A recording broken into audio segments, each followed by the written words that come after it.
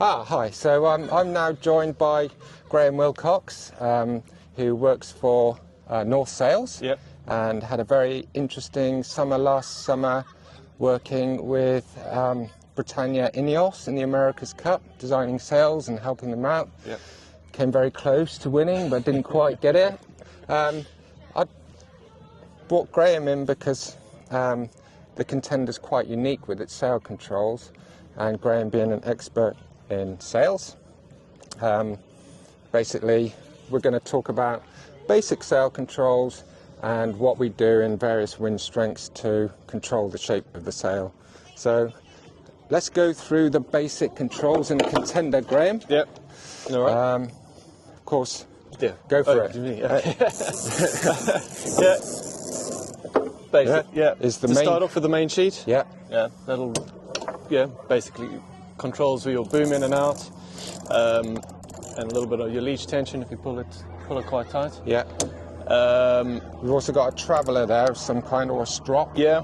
So generally, we try and keep that as tight as we can. Yeah. Which allows the block to fall down to leeward, keeps the boom out on the corner most of the time. Yeah, yours is loose because your board's up. Yeah. We have to do that for Where practicality. generally would you be sitting the end of the boom on a typical upwind leg? Yeah, pretty much to try and keep it on the corner, give or take. Yeah. Okay. Yeah, if it's quite breezy and you're a little overpowered, then you'll be a little bit further out with the board up. But generally keeping. Yeah. Pretty much. So we've got the main sheet as the primary controls. Yep. Probably the same as any other dinghy, really, but Yep. quite critical in terms of its location off the back. You don't want to oversheet. No. Yeah. Okay. Yeah, it's all about just keeping the angle of attack on the sail. Yeah. Reasonable. Yeah. And then from there. Then from there, next one will be your kicker or your vang. Yeah. That'll gives you your leech tension, especially in the breeze. Yeah. You can pull that on quite tight, or very tight in most Yeah. cases.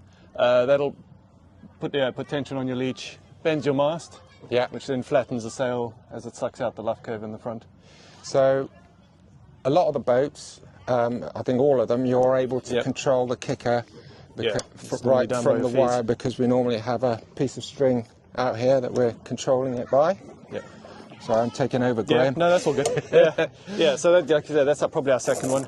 So vang on, which then tightens the leech, bends the mast.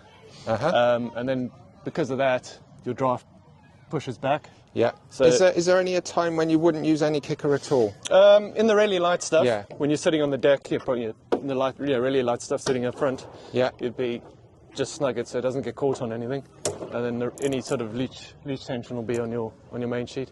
Yeah. Okay. Yeah, just keeping the sail breathing. Yeah. Yeah. Yeah. So once we banged on, nice and tight, the draft pushes back, and then you pull the Cunningham, which pulls the bottom front corner down Yeah. and sucks the depth out of the sail, which also pulls the fullness forward, Yeah. which gives brings it back into a more efficient aerodynamic shape. So light wind, we wouldn't use probably any kicker at all. Yeah, and the cunner would just be just take the slack a little out bit of it. taking a little bit of Okay. the creases out of it. And then you've got the Outhaul, which is the one that pulls along the boom. Yeah.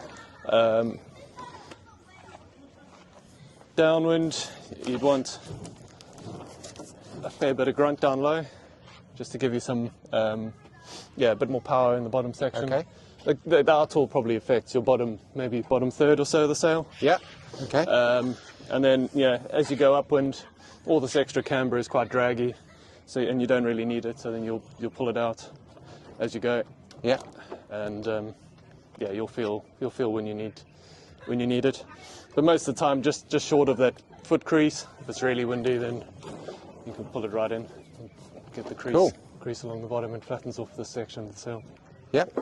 And I think that's it, isn't it? Yeah, It sounds simple. Just the three. Sounds simple, but when you're out here on the trapeze and you're in a big sea and you're Lots of bouncing boats around around, all yeah. over the place, it's a lot to think about. But again, I think, Graeme, you'll admit to me that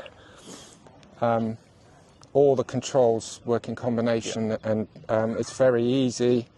I think the most common mistake that most people do potentially is put too much kicker on in the light stuff, which folds the leach over to windward and stuffs any airflow over the sail.